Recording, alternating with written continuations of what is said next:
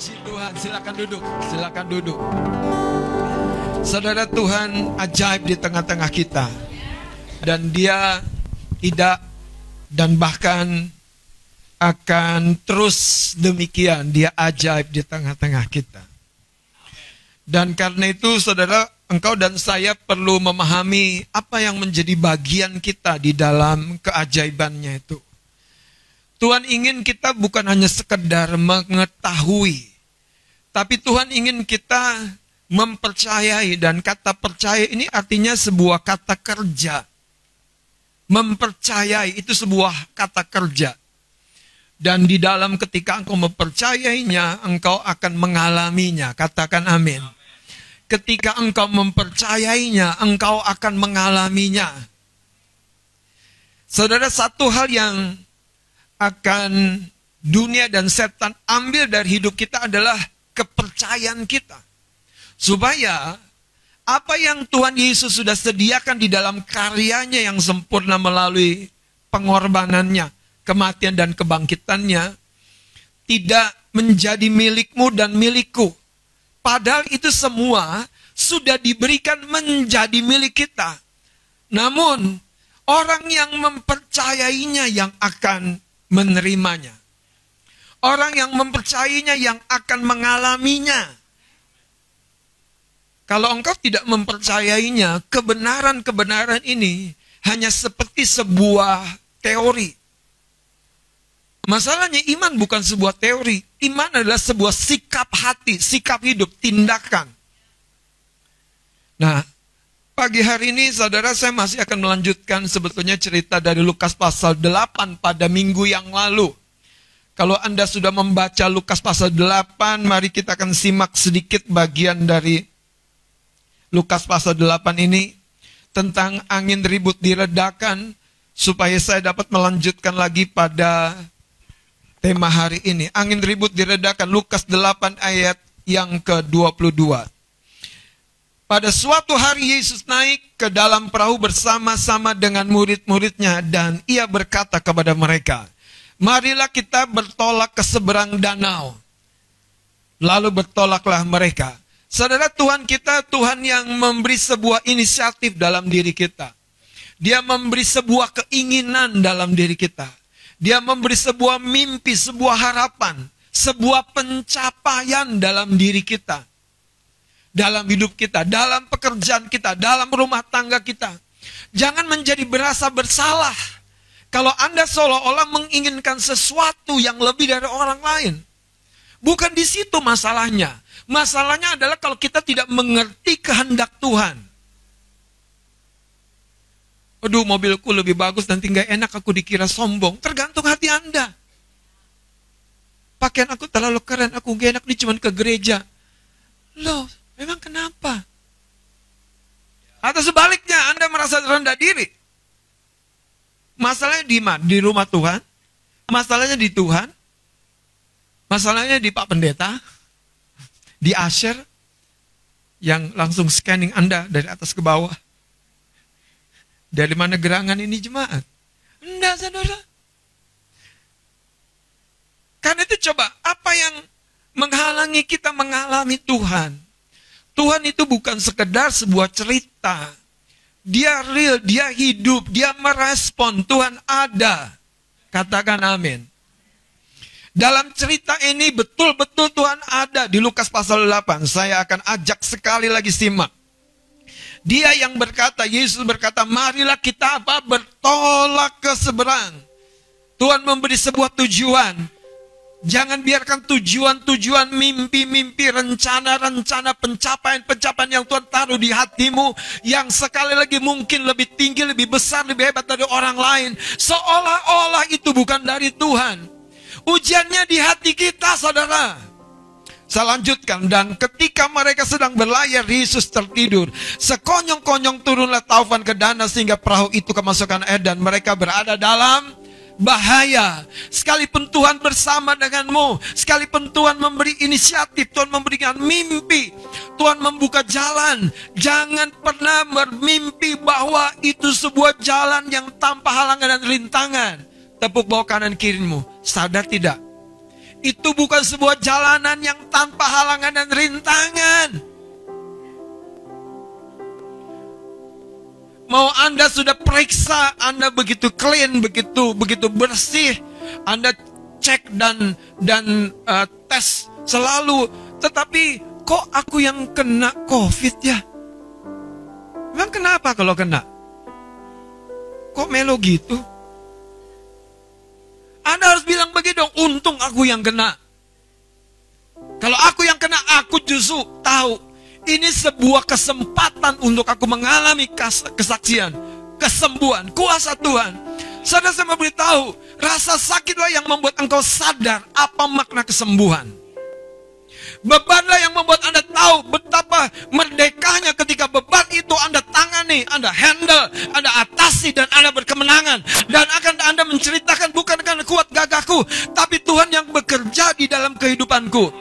Saudara, kalau Anda menghadapi tantangan, yakinkan dirimu bahwa itu sebuah bagian yang hari ini kau harus dengar. Itu harus alami.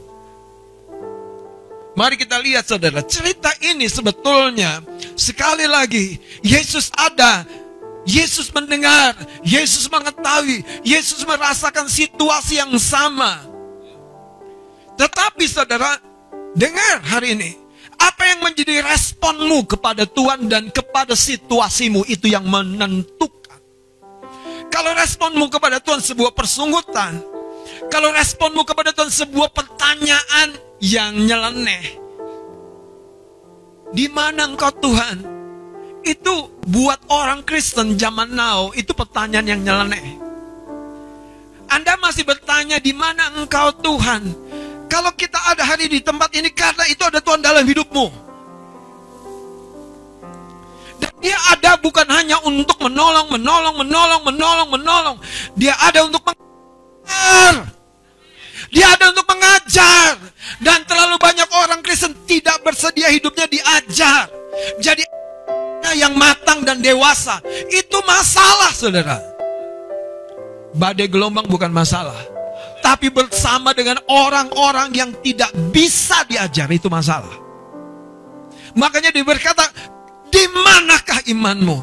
Saudara, di manakah kepercayaanmu? Ayat 25. Ketika mereka datang kepada gurunya dan berteriak, guru-guru kita binasa.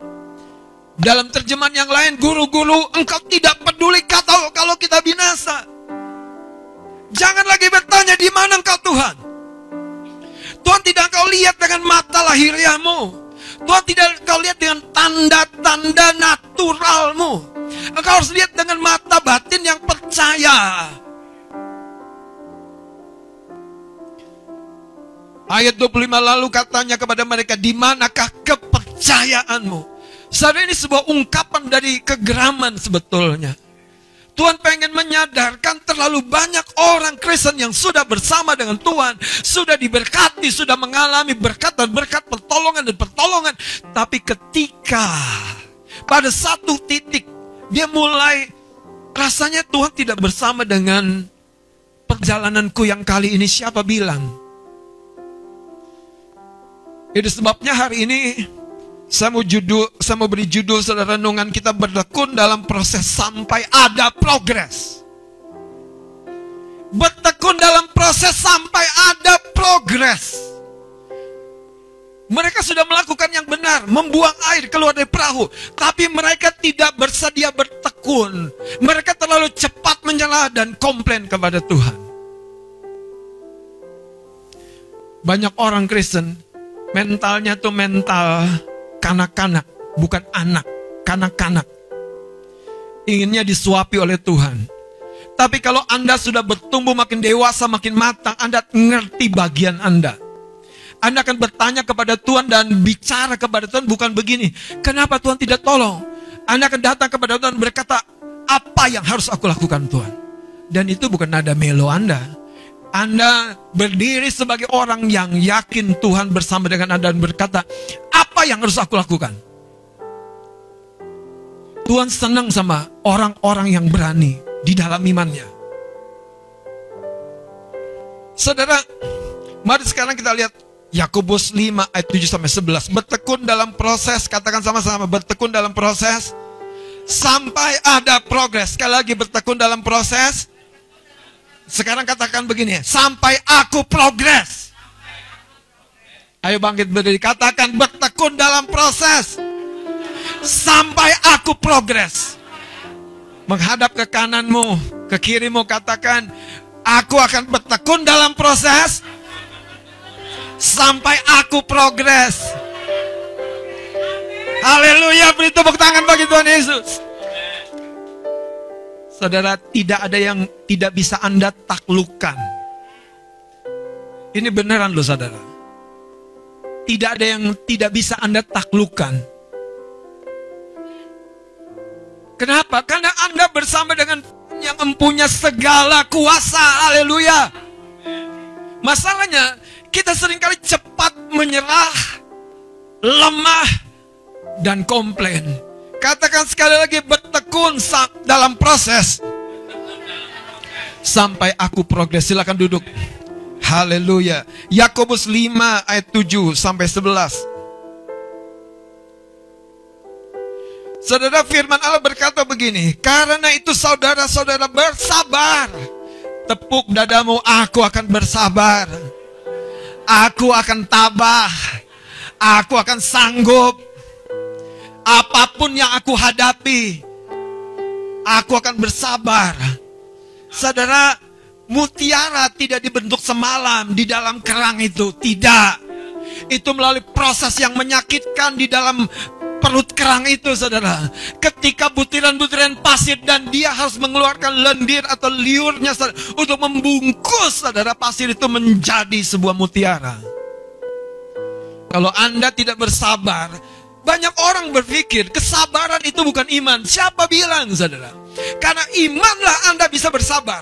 Karena imanlah Anda bisa bertabah. Karena imanlah Anda bisa bertekun. Karena imanlah Anda tetap maju sekalipun Anda mengalami berbentangan. Karena iman sana membuat Anda melihat yang belum Anda lihat. Iman yang membuat Anda tetap tertuju kepada tujuan yang belum Anda di sana. Lihat cerita ini, karena itu saudara-saudara bersabarlah sampai kepada kedatangan Tuhan. Sesungguhnya petani menantikan hasil yang berharga.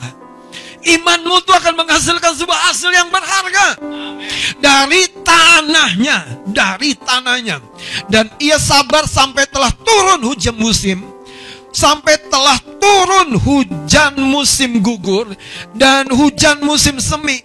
Saudara, dalam cerita ini kita harus tahu, pada awal musim cocok tanam, hujan turun di depan dan kemudian tanah gembur dan mulai bercocok tanam. Tapi menjelang masa panen, hujan akan turun dan membuat benih yang sudah tumbuh itu akan menjadi siap dipanen. Tetapi poinnya dalam cerita ini, ada proses yang di dalamnya kita yang harus progres. Lihat ayat yang kelima. Kamu juga harus bersabar. Petani aja sabar. Kenapa para pegawai nggak sabar? Para pelayan Tuhan nggak sabar ngadepin domba-domba. Habis om, ini bukan domba, ini kambing nyeruduk aku terus om. Tenang. Kamu diberi kasih karunia, tubuhmu tahan serudukan. Tubuhmu tidak akan terluka sekalipun ditanduk. Engkau akan berkata kepada dia, tanduk lagi dong. Makin kau ditanduk, tanduknya makin mulus, lembut. Tanduknya makin lemah, tanduknya makin tidak berdaya. Kenapa? Karena di dalam dirimu ada penderitaan Kristus yang sudah menyelesaikan bagianmu. Sehingga engkau tahu, aku ini belum apa-apa kok. Baru juga diomongin, makasihlah aku diomongin. Memang aku layak diomongin kok. Aku memang bintang kok. Bintang tidak layak didiemin. Layak diomongin. Aku memang artis. Aku memang pemain panggung. Anda bukan orang yang di belakang layar. Anda pemain panggung dunia ini. Anda pelaku-pelaku sejarah. Coba tengok kanan kiri, kasih tahu. Tahu nggak, aku pelaku sejarah.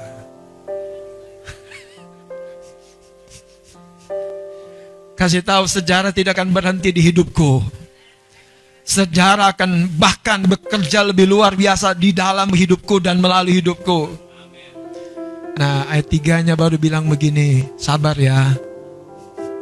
Sabar ya. Anda kalau ke rumah makan cepat saji. Anda kalau masuk ke rumah makan cepat saji, apa yang muncul di pikiran Anda?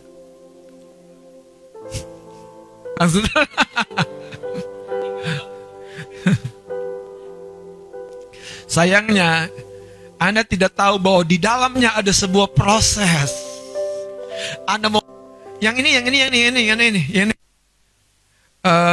Gimana? Steaknya setengah matang, matang mentah. Yang mentah aja. Wih, ngeri sekali kau. Orang Siantar aja nggak begitu kan? Mau yang matang orang Siantar. Dan ketika semuanya Anda pesan, ini cepat saji. Yang Anda pikirkan apa? Anda cuma terima, dan terima. Padahal di dalam itu proses. Dan itu progresnya mulai. Namun kesabaranlah yang membuat hasilnya akan baik. Gimana Kak Ani waktu hamil? Enak? Enak kan Bang Adit kan? Hamilnya enak kan? Apalagi waktu bleeding. Waduh, haleluya. Tapi saya mau kasih tahu, bagian dari sebuah proses yang mendatangkan 9 bulan selesai. Anda kalau menghadapi hidup ini seperti Anda pesan makanan cepat saji, Anda akan kecewa. Anda harus hadapi hidup ini seperti petani. Makanya Yakobus itu memberi sebuah analogi yang tepat. Zaman sekarang ngapain tunggu. Ini bukan masalah tunggu. Ini masalah ada proses di dalamnya, bro. Nggak usah tembak lu jadian. Lu harus ukur, bisa traktir dia nggak? Dan siapa yang lu tembak?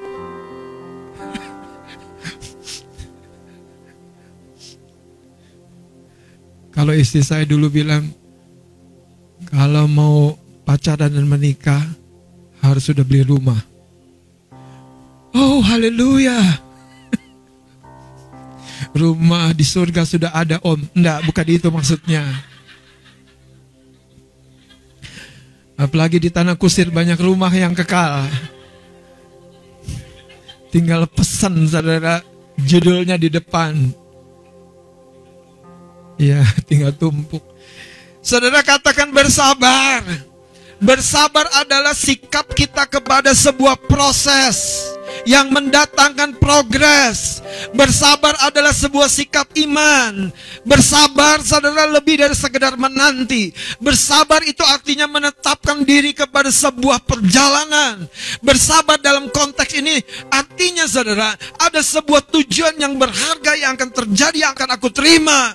Kalau Anda mulai berdoa, jangan tetap menunggu saja, tanpa di dalam menunggu itu Anda tetap berdoa.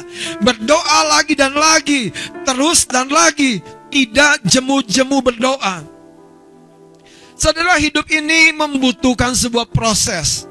Karena itu kalau Anda tidak memahami cara Tuhan memberkati hidupmu, berkat itu bisa justru menjatuhkan kita. Apakah kalau Bapak Ibu punya anak, dan anak Anda ulang tahun pada usia sekian, dan Anda tiba-tiba menyerahkan sebuah kunci mobil kepada dia, nah, selamat menikmati, itu artinya selamat masuk rumah sakit. Kenapa? Anda tidak pastikan dia betul-betul mampu mengendarai mobil tersebut. Dan Anda seperti coba-coba. Tuhan itu bukan Tuhan yang coba-coba. Dia Bapa yang sangat dan teramat baik. Dia mempersiapkan dirimu untuk berkatmu. Dia sudah menyediakan berkatnya. Dia sudah menyediakan dananya. Dia sudah menyediakan tempat di mana Anda akan kinya. Dia sudah menyediakan rumah untuk kau diami. Dia sudah menyediakan pasangan untuk berjalan menyelesaikan perjalanan hidupmu. Tetapi paling perlu dia pastikan, apakah Anda sudah siap? Apakah Anda sudah siap? Apakah kita sudah siap? Dia lebih suka mempersiapkan murid-muridnya, saudara, dari sekedar mengimpatasi kuasa. Dia lebih suka mengajak percaya dalam masa kesukaran ketimbang memberikan sebuah kuasa mengalahkan setan. Lebih susah, saudara. Karena bicara kesabaran, bicara iman, itu bicara karakter kita dikerat, saudara.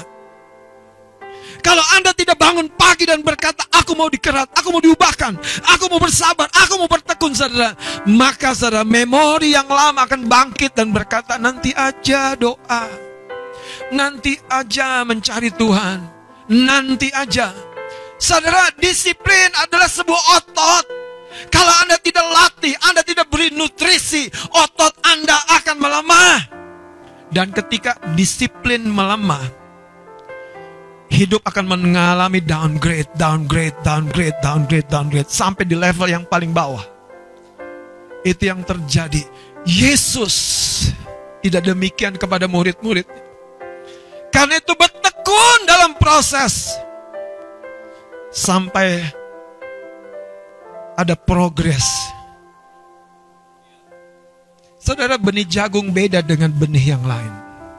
Ada benih yang ditabur segera tumbuh. Tapi ada benih-benih yang butuh waktu yang lama. Pertanyaan saya adalah begini. Ketika sebuah benih jatuh ke tanah, bahkan sengaja dengan petani itu menggali tanah dan menaruh benih itu di dalam, kemudian menutup dengan tapi ada sebuah jenis pupuk yang namanya, pernah dengar pupuk kompos? Dari apa itu dibuat? Dari sampah.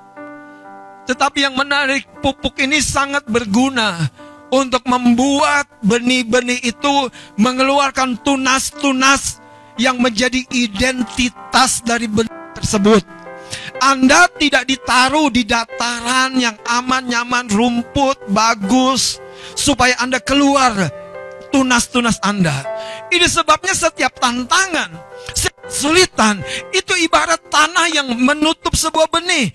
Justru itu berguna untuk memunculkan tunas pengharapan, tunas keyakinan, tunas kesabaran, tunas yang namanya wait on God.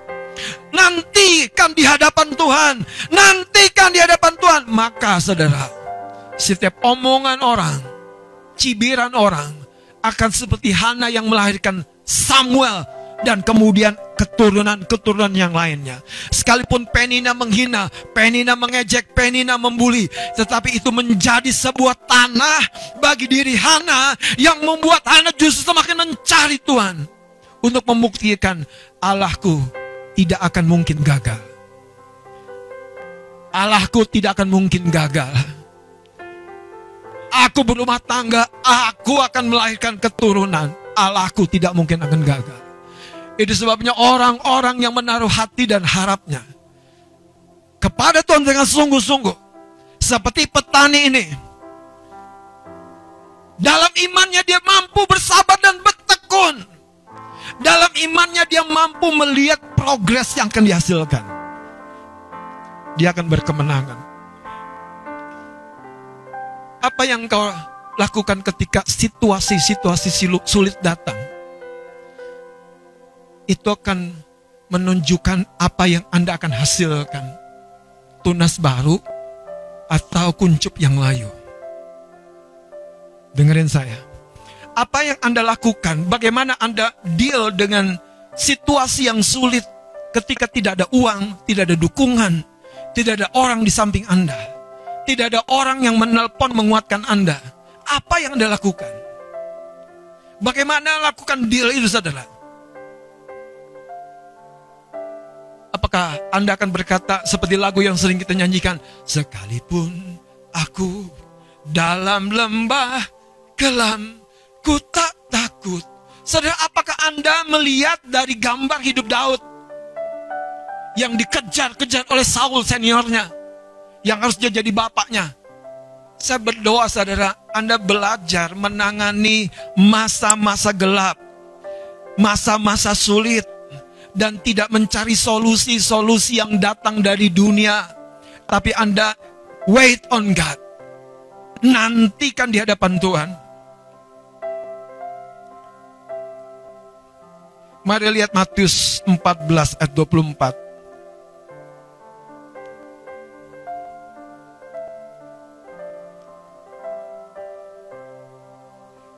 Matius 14 ayat yang ke-24. Ada sebuah kisah.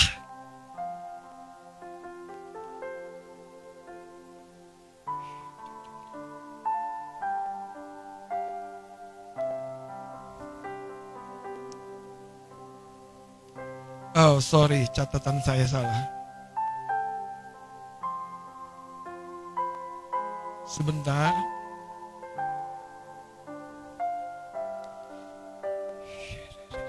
Matius 13. Saudara, ayat yang ke-24. Yesus mementahkan suatu perumpamaan lain kepada mereka, katanya, hal kerajaan sorga itu seumpama orang yang menaburkan benih baik di ladangnya. Anda pahami cerita ini ya? Yang dari Tuhan itu selalu yang baik. Selalu. Tapi kok begini Tuhan? Kok begini Om? Dengerin cerita ini.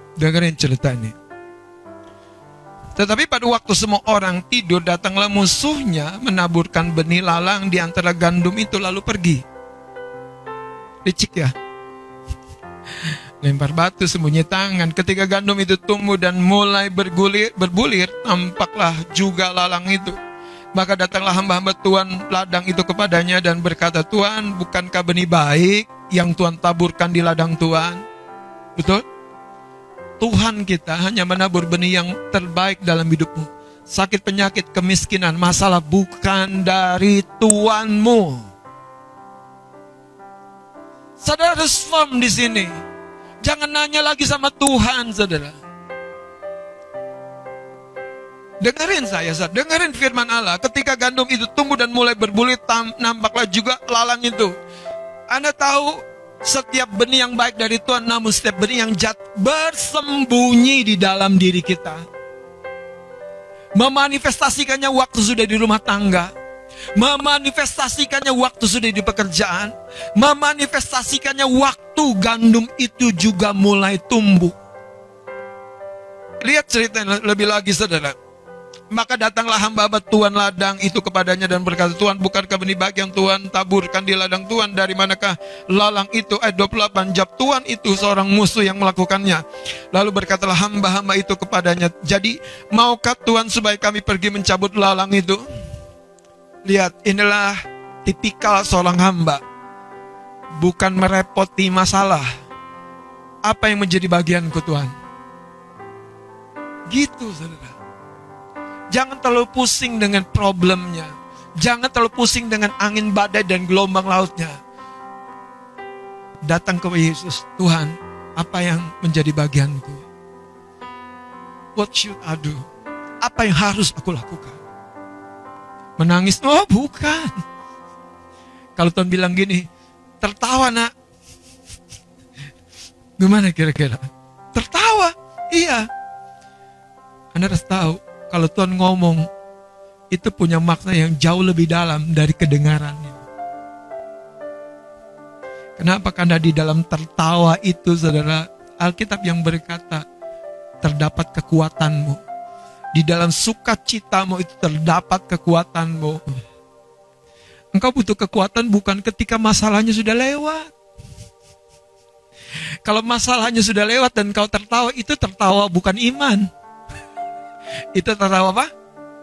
Syukuran. Saudara lihat cerita ini. Makanya waktu sang hamba ini berkata, Tuhan ini merespon, tetapi ia berkata, jangan, sebab mungkin gandum itu ikut tercabut pada waktu kamu mencabut lalang itu. Biarkanlah keduanya tumbuh bersama-sama sampai waktu menuai. Apa yang coba saya sampaikan, saudara? Masalah akan selalu ada. Tantangan akan selalu ada. Benih baik yang Anda mulai, jangan terlalu cepat gini, saudara, merasa aman dan nyaman. Jadilah seorang yang berhikmat. Jadilah petani yang memperhatikan benih yang mulai tumbuh dan menjaganya. Hubungan kita perlu dibangun, ditumbuhkan dan dijaga. Peluang-peluang yang terbuka perlu dibangun, ditumbuhkan dan dijaga, saudara. Kalau tidak, seperti cerita tadi, musuh akan selalu berupaya mensabotase.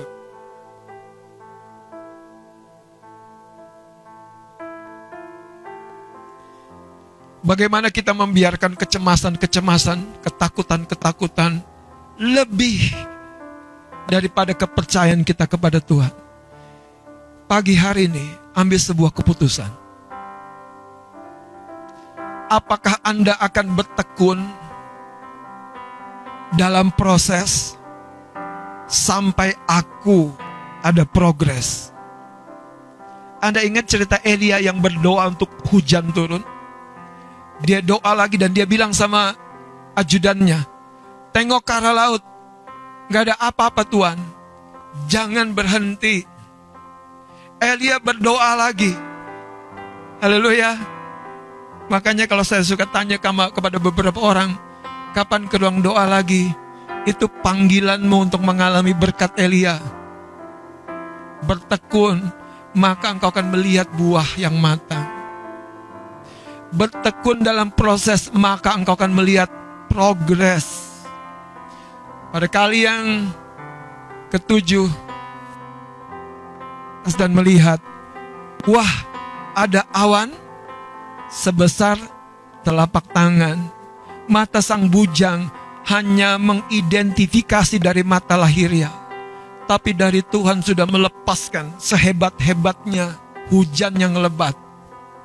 Anda baca saja. Dan ketika itu Elia langsung nangkep. Makanya lihat, sang nabi saja butuh seseorang menemaninya dalam pergumulan. Nabi saja. Makanya ada yang istilah tuh, punya sahabat doa dong. Gak apa-apa sahabat doamu Pak Pendeta. Yang penting kau jangan malu cerita bebanmu. Masalahnya orang tuh banyak minta doa abstrak. Om, doakan pekerjaanku ya. Apa yang perlu didoain? Om, doakan rumah tangga. Apa yang perlu didoain? Om, doain penyakitku om. Ya penyakit apa? Kenapa? Penyakit kere. Penyakit muales. Aku penyakitnya pik om. Pik, terlalu pik. Apa pikun? Apa penyakitmu? Saudara, kalau Anda seperti Elia bergumul dan percaya, Anda tidak akan turun dari gunung doa Anda sampai Anda melihat progres.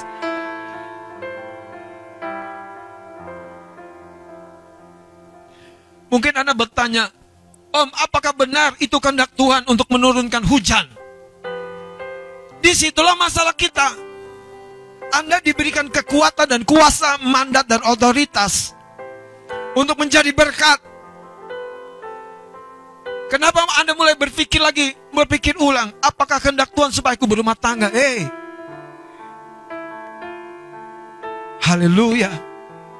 Jangan-jangan Anda mikir lagi, nanya, kenapa aku lahir? Nanya sama emakmu itu, Mak, kenapa aku lahir? Jangan saudara nanya-nanya yang aneh. Nanya kepada firman. Sekarang Tuhan, di usiaku 25 ini apa bagianku? Kalau Anda bertanya seperti itu, disitulah sebetulnya Tuhan disenangkan. Lukas 8 itu tidak terjadi dalam hidupmu. Engkau komplain kepada Tuhan. Enggak langsung sih sama Tuhan, cuman sama gereja. Aku setiap pelayanan, mana buktinya om? Om ngomong aja ya. Memang tugasku itu.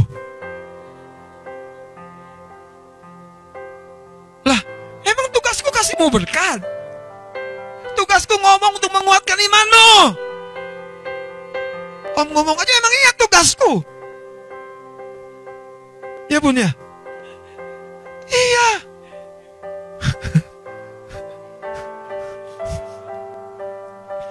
Jangan Pak Pendeta, Pak Gembala, gimana sih? Nggak ada bukti.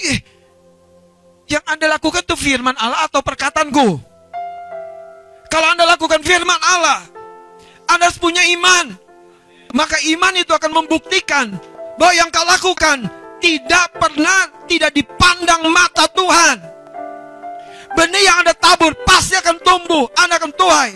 Orang yang mengetahui bahwa ada proses dalam hidupnya, dia tidak akan tunggu nanti menabur benih untuk menuai. Orang yang tahu ada proses dalam hidupnya, dia tidak menunggu persiapan nanti, tapi dia persiapkan sekarang untuk mengalami kelimpahan nanti.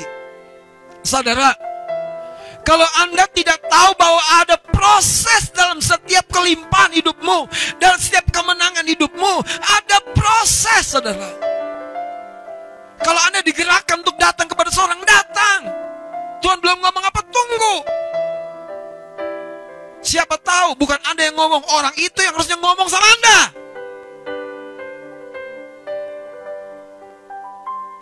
Yeremia pasal 18 mencatat, Tuhan bilang, Yeremia pergi ke rumah seorang tukang pejunan. Nabi Tuhan ini belajar, berangkat aja kalau Tuhan ngomong. Belum ada pesan selanjutnya. Benar saudara, Tuhan ngomong di sana melalui sebuah peristiwa. Saya berdoa hari ini, Anda mulai tahu bahwa ada proses yang menjadi bagianku untuk aku mengalami progres. Ada proses yang menjadi bagianku untuk aku mengalami apa? Progres. Orang yang menabur, berbahagialah engkau, karena engkau pasti menuai. Orang yang mulai melangkah maju, sekalipun dengan air mata, berbahagialah engkau, karena satu waktu engkau akan pulang dengan bersorak-sorai. Karena firman Allah adalah janji yang iya dan amin. Kenapa orang tidak bersedia melakukan bagiannya? Seperti di danau itu, dan lebih cenderung mendesak-desak Tuhan tanpa sebuah pengertian. Komplain dengan Tuhan tanpa sebuah pengertian. Kenapa? Karena seringkali kita tidak bersedia melakukan bagian kita dalam proses. Satu ayat terakhir mari kita akan lihat. Ini bagus sekali. Mazmur 37 ayat 23 dan 24. Mazmur 37 ayat 23 dan 24. Mazmur 37 ayat 23 dan 24. Tuhan menetapkan langkah-langkah, steps, langkah-langkah, bukan way. Steps, langkah-langkah. Orang yang hidupnya apa? Berkenan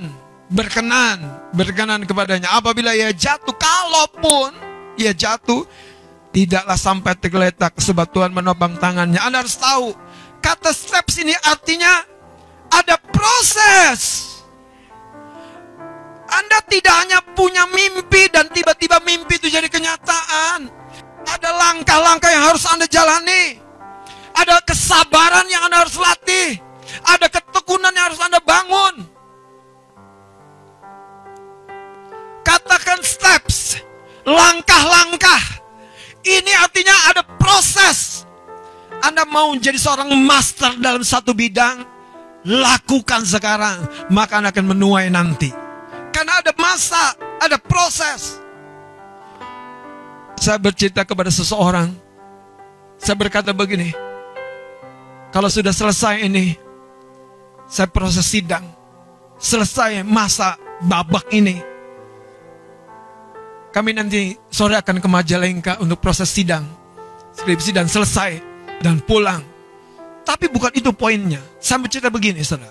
Kalau udah selesai, saya sudah tahu apa yang harus saya capai, apa proses yang saya harus jalani, sampai saya akan mengalami progres yang berikutnya dalam hidup ini. Pada satu hari, Tuhan tidak bertanya, ayo kumpulin mana jiwa-jiwa yang kau layani. Bukan itu. Yang Tuhan tanya, apa yang progres dalam dirimu. Tuhan tidak tanya, mana 1-2 talenta yang kupercayakan. Tuhan bertanya, mana laba yang kau hasilkan. Dan semua itu tidak mungkin tanpa sebuah proses di dalamnya. Mari kita bangkit berdiri.